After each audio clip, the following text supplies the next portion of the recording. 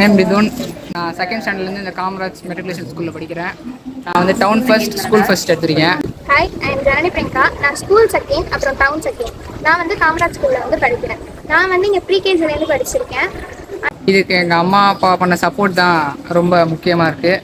அப்புறம் இந்த school management, correspondent ma'am, principles, teachers இவங்க எல்லாரும் எங்களை ரொம்ப கேர் எடுத்து சொல்லி தந்தாங்க. அதனால தான் நான் இந்த 492 எடுத்தேன் அப்படின்னு எனக்கு தோணுது.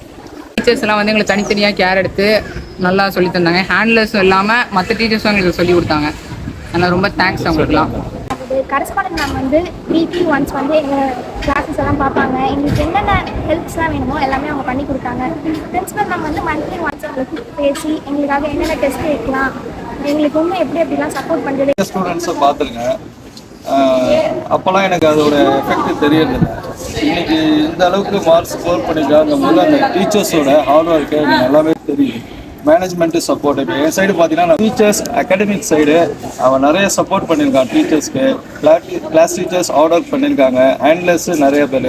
இப்போ ப்ளஸ் ஸ்கூல் மேனேஜ்மெண்ட் பிரின்சிபல் இவ்வளோ ஸ்கோர் பண்ண ஸ்டூடெண்ட்டை எந்த ஒரு மேட்சிங். அப்புறம் ஸ்பெஷல் தேங்க்ஸ் அவங்க மதருக்கு கொடுக்குறேன். ஏன்னா அவங்க வந்து எம்எஸ்சி பிஎட் முடிச்சிருக்காங்க. அவங்க இன்னைய வரலும் எந்த ஒரு ஜாபும் பற்றியுமே எங்கிட்ட கேட்டதே கிடையாது.